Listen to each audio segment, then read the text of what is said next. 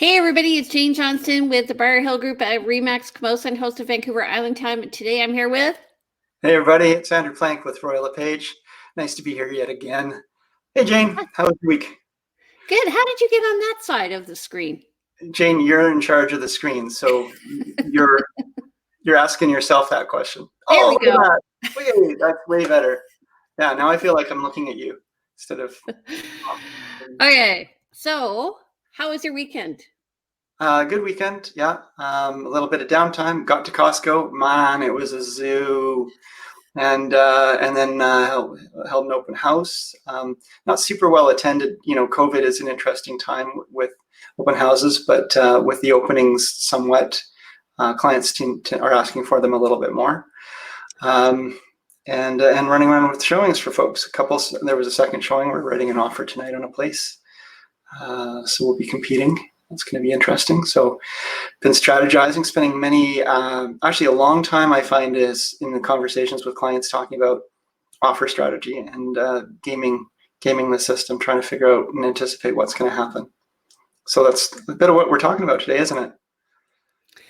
Yes, Andrew, nice segue. But first, let's do the statistics. Yeah, why don't we? You want to hear how my week went? No. So I'm finding that I had 2 offers on 2 different properties, and they are with conditions.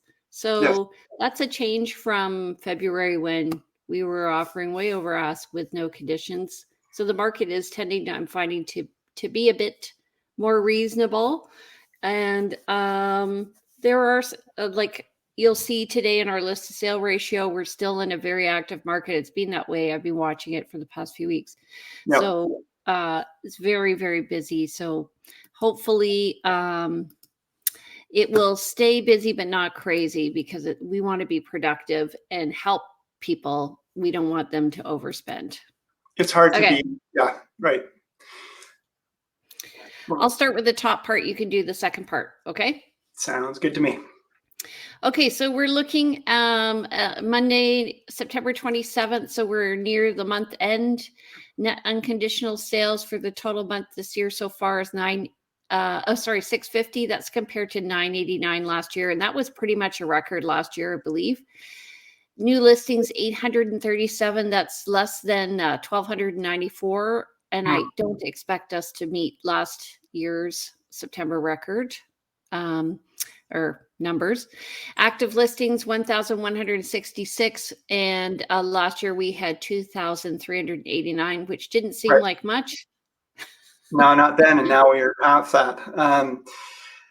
Yeah, and 1166. So we've been hovering around 1,200. Now we're down 1166. It seems like we are getting less and less inventory. And as we go closer to December, those numbers are going to go way down as people choose to wait till the spring. So market watch. So what's happened in the last week? We've had 200 new listings go live on the MLS, and we've had 203 listings from the active listings pool go into unconditional pending status.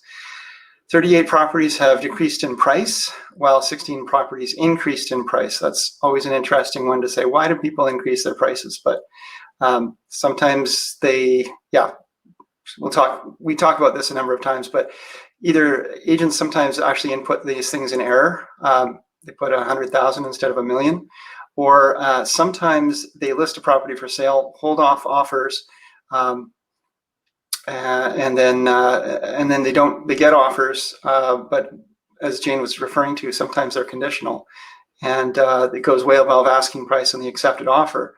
And then when the offer maybe doesn't go forward and falls apart, they then increase their price to try to get people back to the table without taking the first offer that comes along at their original price, knowing they had perhaps 5 or even 10 offers well above asking.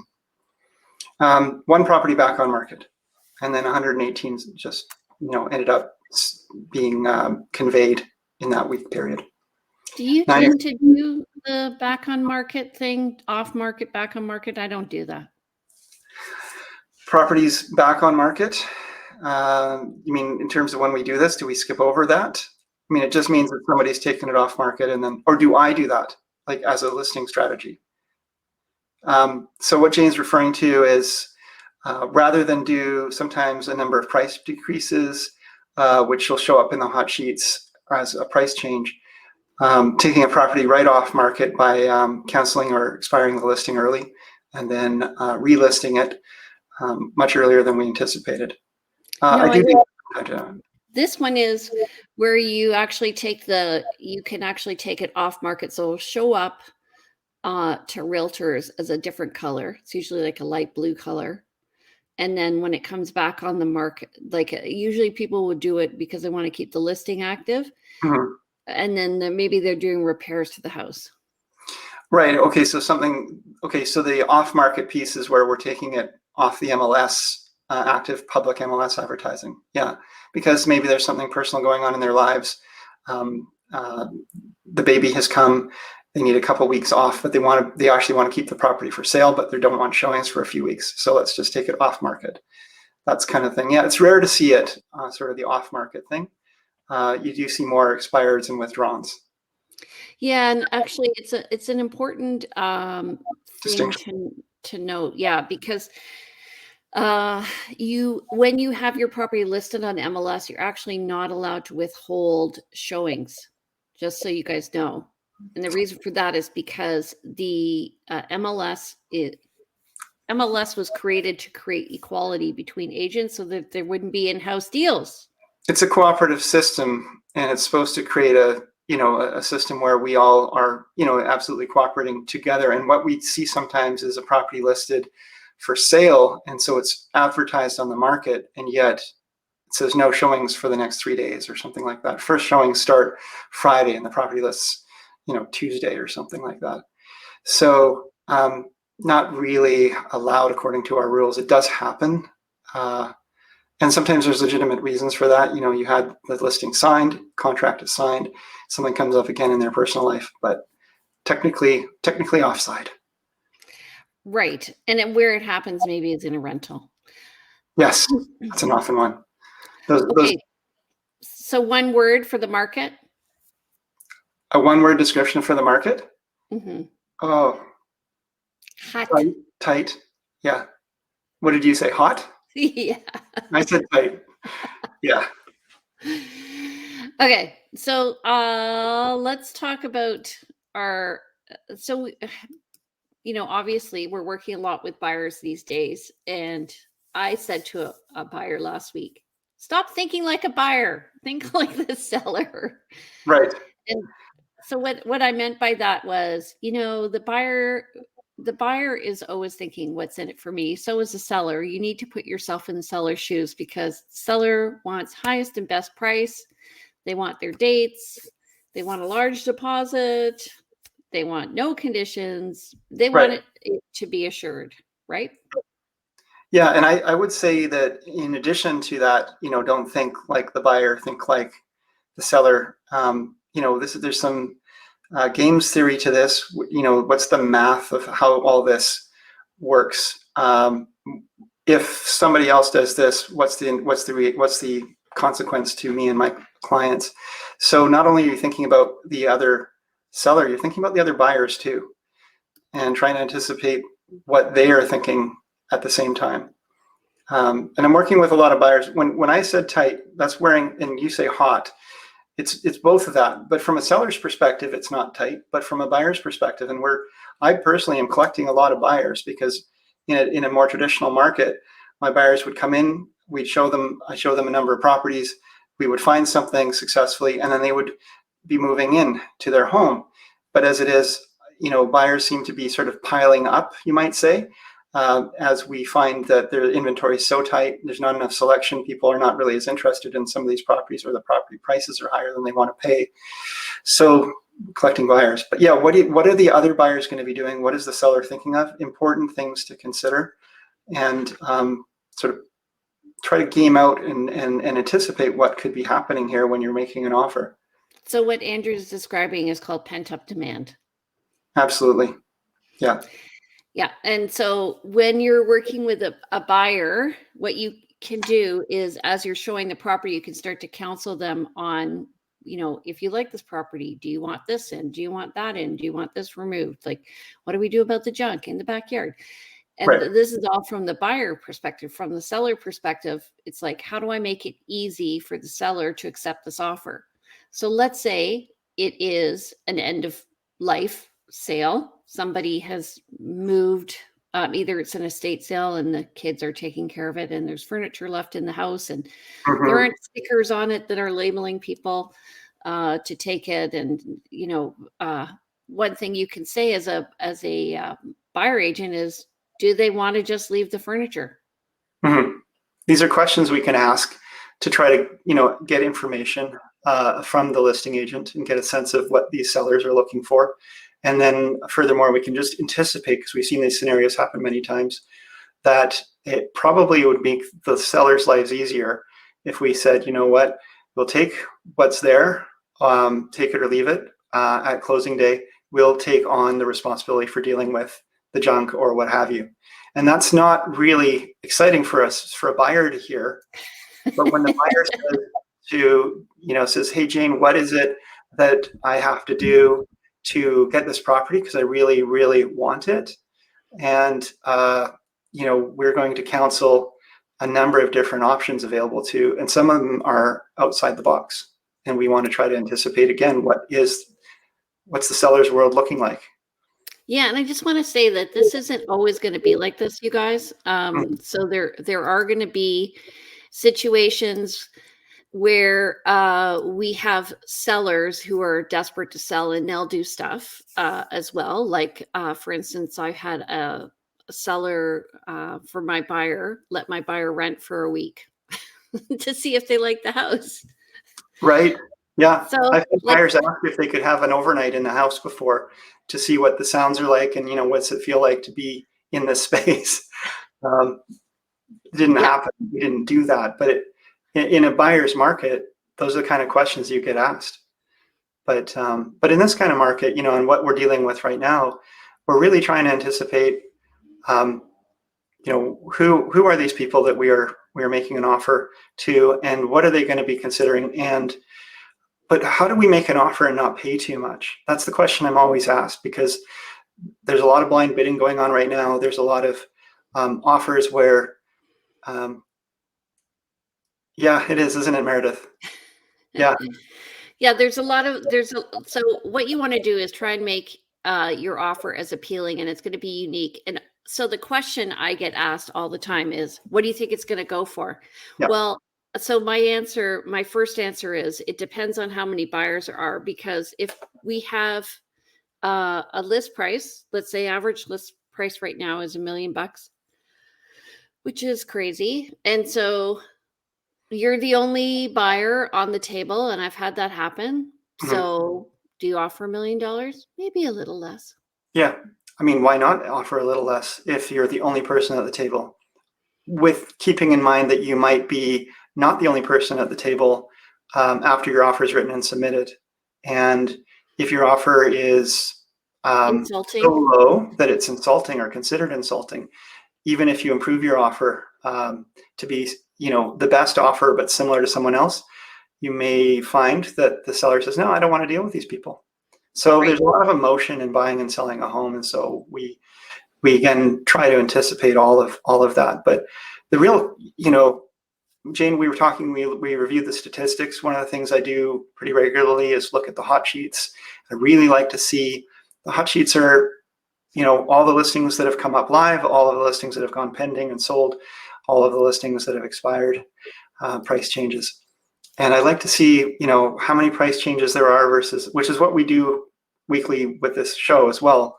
But I also like to see how many properties are selling in different categories above asking price, at asking price, and below asking price, and get the feel for watching kind of like the stock ticker of the market.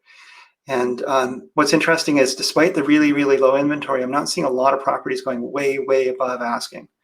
On average, I'm seeing a lot of properties selling just kind of close to asking. But that's not to say that if someone lists their home well under its value, that it's not going to go for 100 or 200 above asking. Now, but again, question asked, what is it going to sell for? And for myself, I want my clients to offer as much as possible and reasonable that they want to pay to get it, without offering $50,000 above what they needed to pay to get it, yeah.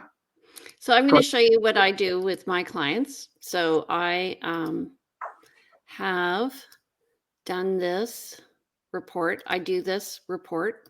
Mm-hmm. Oh, hold on a second. I have to have it as a separate tab. So, you want to try and make this a logical decision. So what Andrew was saying is totally right, that people are very statistical, but you want to make it logical. And the reason why is because then they're going to be happy with the offer. Nobody wants to be forced to submit an offer higher than they want to or need to.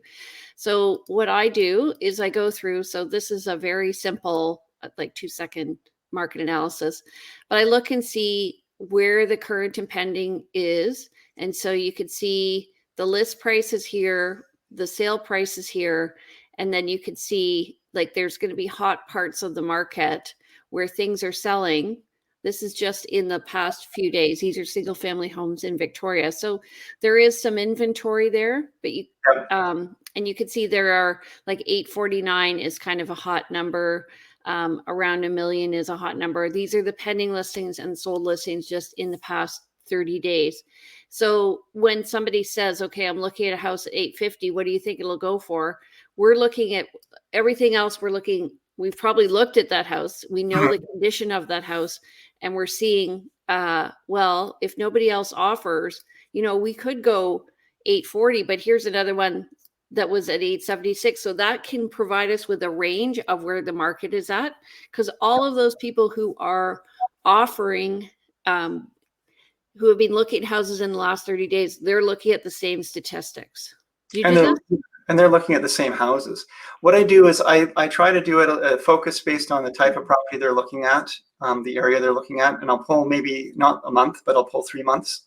But we'll talk about the stats, but we'll do a little more focused in terms of the style of the type of property that they're looking at. But we'll also look at one of the things I do when I'm either working with sellers and when we're working on pricing their home, or I'm working with buyers to make an offer is we play a little game of, if I had, let's say for using your example, $840,000 or $850,000, what could I buy with that money right now? And how does it compare to what we're looking at to make an offer on or to list? And if we're finding that, and not every home's equal. So we're not talking about a comparable market analysis as such to say, this is a home with 3 bedrooms, 2 baths in this particular neighborhood of this particular age. We're saying, if you have a family need for a home, it might be that we're looking at a home of a very different age or maybe a slightly different size, but we're gonna say, what's the value of this home versus these other ones? And you get, this is a science and an art, but you get the feeling for what is reasonable to pay for that home. And then you think, okay, well, the market's been going up since these sales, so maybe we have to pad this a little bit in order to be competitive. And what's the probability? I like to talk in sorry, Jane. I like to talk in probabilities. So when I do this list and when I'm talking with people about their offers, if they want to offer 100,000 above asking, do they have a 100% chance of getting that listing? No, they're probably 95% chance they're going to get it. If they're offering around market value, they may not even have a 50-50 chance of getting it because there might be 5 other people offering around market value. So I pulled up a more refined market analysis. So this is what I go through with my clients. So you can see there are 3 properties. I've put the addresses to the side because people don't need to know that. But there's 3 properties listed at $1 million. They're listed there very specifically because people look either up to $1 million or they look $1 million and over. And so the realtor is just being tactical. Yeah. But you can see some properties here. So when what we will have done is probably viewed these properties. We could also look at them, the virtual tours online, look at the floor plans and see, because sometimes layout is going to attract people. Things like garages, which we don't see on this data. We see what 1 and 2 kitchens, how many bathrooms and bedrooms and stuff like that. Right. But we're seeing, 1.2 to 1.4, 1.2 to 1.4, 1.2 to 1.4, 1.3 to 1.4, 1.395. So we're seeing the market. It's interesting. Like if I were to work with a seller, I would say, the market's hesitating around 1.4 million, Yep. but you're actually more likely to get 1.4 million if you're listing at 1.2 something. So, and then we would look at the square footage and the finishings. As a buyer, I'm going to say, okay, so they've listed it here because they're anticipating they're going to get in this, and this is what everybody else is paying. So just understand that you're probably going to pay more than asking. Right, and getting people's heads around what is the value of a home is really important, because people say, "Oh, I don't want to pay more than they're asking." It's not. This isn't science where we know as realtors and the seller knows as the seller the exact value of that home. So, so when somebody lists their home for $1 million or 1.2 million, and somebody says, "Well, I don't want to pay above their asking. That's way too much," or "I don't want to pay above assessed value. That's way too much." No, it's worth what the market's going to be willing to bear. So the other question around looking at these homes is, okay, you're looking at homes that are 1.2 million. We're seeing them sell for 1.4 million quite often. We see some properties listing at $1 million and selling for 1.2 million. We see other properties listing at 1.2 and selling for 1.2. There's a category, there's a certain value and quality of home you're going to find at these different price points. So what's the probability that if we offer this, we're going to get it? But what's the probability of us finding a different one if we keep looking? Right. What's the value of actually just buying this home today because this is the one that works for you? And is there some benefit to paying even, are you going to be offering under what other people tend to offer and just keep hoping that if you keep swinging, you're going to eventually hit something? Probably not in this market. If you swing a little bit harder and more aggressively at every ball coming at you, you're probably going to eventually hit something. So Roy is saying, I think it's more of getting into the market before the next set of government programs push what the market is able to pay higher. That was in response to a prior question. Let's just. What do you think the CMHC is going to do? What do you think will be the CMHC going from 1.1 to 1.25 million due to the limits? Jane. I don't know what that says. Let's go. Okay, so CMHC, the Canadian Mortgage Housing Corporation, is there's some talk about them raising their limit for insured mortgages from $1 million to 1.25. Right? I'm blushing. Sorry, Roy. You massacred that. Jane is, yeah, you did. But it's just surprising because Jane is normally not going to do that. Unflappable. Unflappable. Okay, well, I will say, the CMHC, if anything, they're going to try and make things more affordable, so they'll penalize you. I think what they're trying to do actually is when they so over $1 million now, you can't get CMHC financing, which means you need a 20% down payment, as opposed to 5 or 10% down, up to 20. Well, you can't get absolutely. It's okay, Roy. He's trying to work and listen. Okay, so over $1 million, you have to have 20% down, and as such, it doesn't work for CMHC. And what's happened is now in certain parts of the country, and we're only a minor part of the country, the average price has gone up over $1 million. So Roy's asking, is this going to affect CMHC? And what were you saying, Andrew? I think the question was, what's that going to do for the market as well? And what I've found over the years is government does like to come in and try to solve problems in real estate, and we can never really know the end effect of it. And they're all part of an overall picture. They all, it may be that there's some changes in provincial legislation. There may be, along with the CMHC change, there might be some other legislation. So it's really hard to anticipate where it's going to go. All things being equal, there's pressure on the government to make more housing available and make it easier for people to get into the market.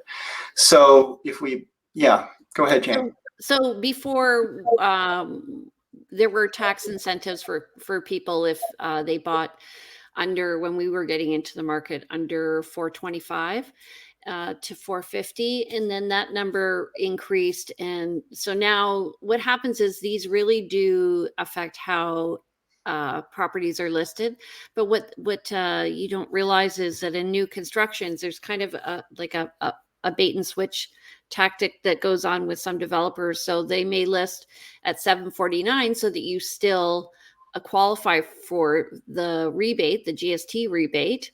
But in that case, it's plus, the price is plus GST. And sometimes it's like 801 plus GST or 799 plus GST. So you're paying an extra 5%, or you don't have to pay property transfer tax on a certain amount. Like there are all these little rules that come into effect, and and when we're pricing a property, we're going to look at it in total, how we can get the most amount of buyers in for a developer. But as a buyer agent, we are looking in to see what all these little rules do to affect our clients. So for instance, somebody who is going to list at $999, the reason why they're going to do that is because they just are going to reach way more people than they are at $1,000,001. Right. But anyway, let's get back to the topic. Yeah. Buyers. What was the topic again? The thing is what do buyers need to do? Buyers need to make their offer as palatable as possible for the seller. And so sometimes you can do that by doing your inspection ahead of time. And sometimes you can do that by doing your market analysis, really looking at your data ahead of time, getting your financing in order ahead of time, talk to your mortgage broker, see what you can qualify to buy so that you go in feeling really confident. Yeah, Jane, I would say one of the things that I find is a big source of friction with buyers is them not being prepared. What? Yes. Yeah. So always counseling to, be in good communication with your lender, be in communication with your partner, figure out that, what page you're on about what you're trying to buy together, be in good communication with your realtor, let them know what you're looking for and if anything changes. And then when it comes time to make an offer, ask those questions and anticipate the problems and the concerns that you personally are going to have as a buyer, so that your agent, so you and your agent can try to solve and anticipate and cover all those things in advance. So when you make your offer, both you're protecting your interests, but you're also making your offer as clean as possible, so that your concerns aren't the seller's concerns. Because the seller in this market, you don't want the seller to be thinking, this person is concerned about X, Y, and Z, but these other people aren't. And this person could have figured that out. Or their problems aren't my problems. In Canada, it's X, Y, and Z, right, Meredith? Not X, Y, and Z. She's from Las Vegas. But I agree. And I think that a lot of people want to buy before they're prepared. And I now, because of COVID, I won't show properties to people generally who have to sell in order to buy until they've had their talk with their lender and we've done a market analysis on their house. And so the question is, do you sell first or buy first? Are you asking me? Well, it all depends on the person, right? Yeah. It depends on their financial position. Can they actually afford to buy something else without selling? Is their home really quite saleable? And the answer is usually no. Like, no, they can't afford to buy. Yes, it probably is saleable if it's priced. Yeah. But are they willing to sell their home before they found something? And really, when the market is traditionally like so tight that even if you could find the choice of properties is really low. So you may not even find the property you're looking for in the span of time between when your home has been sold and you have to give the keys to the new owner. And what I find is a lot of people go, well, I don't know where I want to live, and so I don't want to put my house on the market. Mm.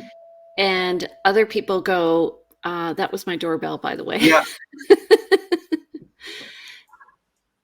I'm going to have to get that. Hold on a second. Okay. Yeah. So I don't know what we're just got distracted by the doorbell, but yeah, when it comes to preparing your offer and just making it as attractive as possible, it is really frustrating as an agent to feel like you're rolling over and showing your soft underbelly all the time, to say, how can we make this offer as attractive as possible to the seller. And so in order to avoid that, in order not to do that, you're going to want to try to really understand how to protect your clients at the same time as make an offer, again, that the seller is going to look at. So the thing to do is craft a tight offer that protects your clients and yet doesn't create flags for the seller. And we can do that. Jane and I are both good at that. Yeah, I messed that up anyway. Was it a salesperson? Pardon? Was it a salesperson, or have you joined a new religion, or? No, we're getting railings put on our deck, so we're just getting them measured. Okay. Okay, but I just want to say that often people come to me. I had somebody come like a few months ago where, they're really excited to see properties, and then when we actually go, you get disappointed when you see a Right. property and you're not ready to go. And really what we're trying to do, honestly, is prevent you from going through an emotional roller coaster and protecting your interests. So when we say you need to go talk to your mortgage broker or your lender before you come and view properties, it's because we really want to make sure that you don't go through the up and down. And often also people come in, they have a pie in the sky idea of what they can afford. And then when they get down to reality, it's a little, it's not accurate. So we really want you to, go in eyes wide open, right? Yeah. Right now, it's a market where it's really easy to find buyers and hard to find sellers. In a market where it's hard to find buyers and easier to find sellers, sometimes I remember when I was a younger agent, being a little less picky about ensuring that they had all their ducks in a row. And I've learned over the years, regardless, it's still very important. But in this market, it's all the more important because, Jane and I, we both really care about our clients, and we are working with really great buyers out there. When we take on a new buyer, that takes us somewhat away from the other buyers that we have. We need to ensure that those buyers that we're working with are working in the price point that they've said they were going to be working in, that they are already willing and able to do something, because it's not fair to our clients to take on people who are tire kicking right now, when we need to be focused and attentive on finding that needle in a haystack right now for our current clients. So I'm starting to have those conversations with buyers as well when they say, I'm looking for something, I'm looking for an agent. Okay, well, what are you looking for, and how, what's your capacity to buy and what's your capacity for risk? And sometimes people say, well, I want to write an offer subject to sale of my own property. Mhm. And it really, as a listing agent, I will tell you, it really depends on who the agent is, who's bringing the offer. Do they have a reputation for being a listing agent and getting things done? Are you going to list it in a timely manner? Are you going to listed at a reasonable price? Because if you write an offer subject to sale and the pricing is out of line with the market, it's not going to sell. It doesn't matter how hot the market is. So those are really what I consider also a non-offer, because they have a clause in them that another buyer can come and shoot your offer off. Like if you write an offer conditional on sale of your home, and in this marketplace, unfortunately, even if you get that offer accepted and can talk the seller into accepting that offer, somebody else can come along behind you and make another offer on that same property. And as long as that other offer goes unconditional, the seller has the right to come back to you and say, look, you've got 24 or 48 hours or 72 hours to make a decision to go forward and remove all your conditions, including the condition on sale, or walk away. And so, last year I had clients who were like that. They're like, we only want to buy this one property, and we have to sell in order to buy. Right. And we wrote an offer subject to sale, and it was funny because I showed them the property before it had gone on the market, and it was a unique property. And I'm like, okay, well, let's write the offer like before anybody else knows about this house. And and sometimes, I could have gotten it to work, but they thought about it for like 5 days, and then it went on the market. And so they're like, okay, well, we're going to write. And then we had to write subject to sale. I had listed their property. This is where like realtors are taking the risk for you guys. So I did all the marketing. I did a video. I did the floor plan, the photos. I did all the social media. We got it up and going, and another buyer came in. We'll just buy it. And so pardon? Yeah. Here's the cash. We'll take it. And then your sellers, your buyer's sellers needed to make a decision, which was, and it's a risky decision. Do they go ahead and say, okay, well, we'll buy it anyway, because they're still in the primary position, and then they're under the gun to sell their home? And it sounds like you probably didn't take that. No. But funny enough, I was at a lake this summer, and I met this lady, and she's like, oh, I was the buyer of that property. Oh, no. Kill her. I was like, anyway, because I love it. And all the plans that my clients had, these clients had the same, these buyers had the same plan. So, it was a unique property, unique buyer. And anyway. So this is where, yes, if it wasn't yet on the market, it's safer for them to take an offer subject to sale, because it's not sitting on market, waiting the outcome of the sale. It's not showing, another day on market, another day on market, another day on market. Because if you don't end up selling your home, they've listed their home and it shows it's been advertised but unavailable for 2 weeks or more, and buyers will have kind of moved on. So Meredith is asking, are you able to bridge loans for these type of contingency sales and purchase? You are, if they have enough equity in the house and they're able to finance both, but it depends on the personality of the person. Yeah, not everybody's willing to take those risks. I would say too, again, putting that idea of like wearing the hat of the buyer or seller, sometimes you can make an offer that's subject to sale and not have what we call the time clause, where you've got the 72 hours or what have you. We can cross that clause off and make an offer that's not got that time clause. Maybe we have subject to sale of this home in a 2-week period, and it can't be triggered or jumped by somebody else. In order to get that accepted, though, the seller has to see something in compensation for that, whether it's a higher price point or a non-refundable deposit, something. And this is where we can get creative. We talk to our clients and try to get a little creative. What's the problem that we're trying to solve? And what is the seller going to be? What can we do to entice the seller to overcome it? And sometimes, so if you're going to write an offer subject to sale, so let's say the property is priced at $900,000 and you write an offer subject to sale, you want to write an offer, a really good offer, so that if a second offer comes in, the seller still wants to stick with your offer. So you're going to you're going to offer them consideration for the fact that you're going to be offering the backup. You're going to be offering them the primary offer. Right. If another offer comes in to try to push you out, it has to be a good enough offer to push you out. And your offer, conversely, your offer has to be high enough to not get pushed out. So one way or another, it can cost you to make the subject to sale offer, because you're under the gun to both buy this place and make it the incentive, and then once your offer is accepted, you're under a gun to sell your home in a quick time frame. So you lose on both sides doing a subject to sale offer. as opposed to doing it around.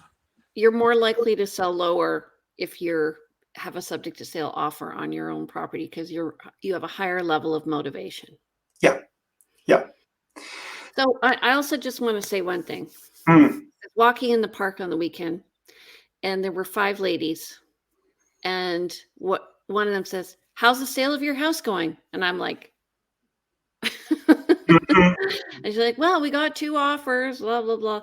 Anyway, she proceeded to tell him everything. And I'm like, I could be the agent with that offer. I could have been like really, you have to be discreet. Small world out there here in Victoria. I am writing an offer today on a property. So I've written offers before where we will sometimes look up on social media, who are these sellers or who are these buyers? And then you will see sometimes some posts by these people on their social media, on their public social media saying, X, Y, and Z. I'm so stressed. Yeah, I'm so stressed, or I'm so excited, or, you find out why people are selling, or you find out that they're, you can find out a lot, and it's scary and sad. Don't post your information publicly. Don't tell all your friends what you're doing, because there's a really good chance in Victoria, they say there's, was it 6 points of separation to anyone in the world? Somebody who knows somebody who knows somebody, and you can connect yourself to anybody else in the world with, I think it was 6 points. 6 degrees. 6 degrees of separation. In Victoria, it's probably 2, maybe 3. Oh my God, it's way less. It's like 1. 1 degree of separation. I mean, everybody. Yeah, and it really. So I have. So what I do is I actually monitor my clients' posts when we get listed, and I'll say, "Hey, you might want to take that down because, you're giving this. Oh yeah, oh yeah, oh yeah." Mm-hmm. So you're giving away your motivation. You're giving away information, and information can color what people's perception is of you. And if they do get that information, it may impact their I'm making an offer on a place today, really excited. I just hope that it passes the inspection. Yeah. I'm the seller seeing that, and I'm like, okay, so they're not too confident about this house. Well, also, yeah, also as a, I don't tend to do it as an agent, but I find my clients do it. So they'll go in and check all the social media about who you are. And it's a bit invasive, actually. And for that reason, actually, I don't put people's addresses on contracts. And an agent on the weekend told me, well, you have to put it on, otherwise it's not a contract. I'm like, that's not true. It's a,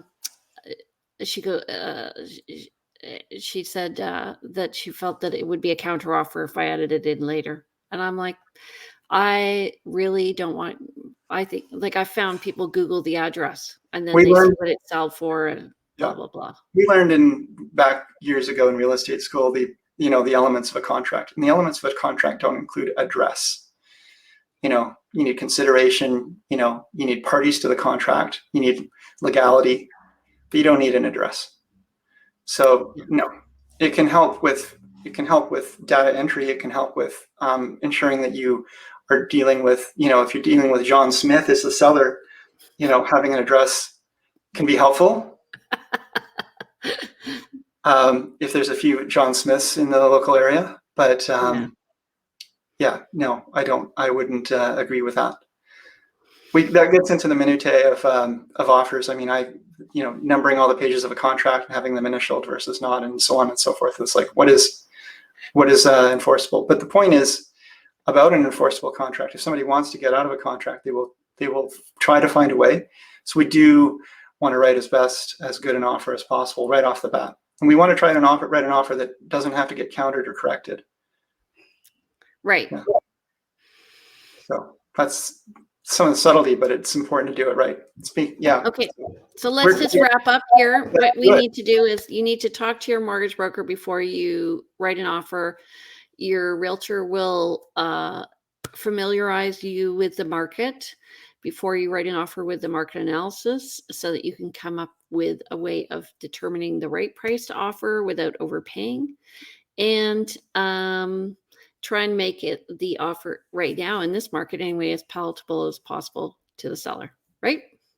Yeah, just anticipate you're not the only one at the table. So making sure that your offer is the purple cow, is the one that stands out in the field, right? Please. Yeah. Yeah. Communicate with the list. Anyway, we've said this so many times before, but Jane and I both will. We know what we're doing. We can make sure that we can't make every offer win, because it depends on a lot of times on the buyer and the personality of the seller and the other offers. But we can do everything we can to stack the cards in your favor. Right. So I just want to say, everybody,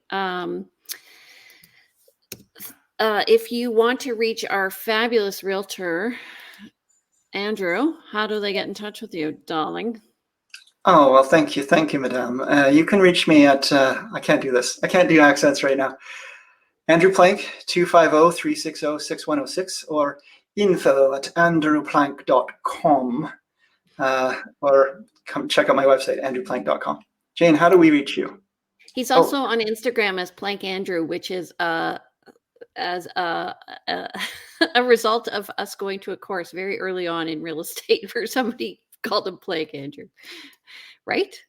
I think that was it. I don't remember. It's so long ago. How do we reach you, Jane?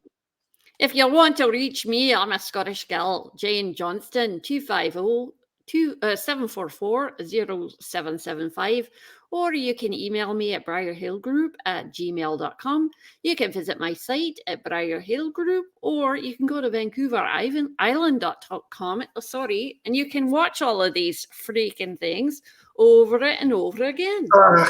That was really bad. You're talking about, I'm going to bring up that thing you were showing me earlier. Oh, you had a great one there.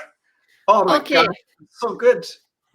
This is my Welsh side. So you guys, I dare you to post on my page how you say the longest word in the world. And here it is. Go, go, go.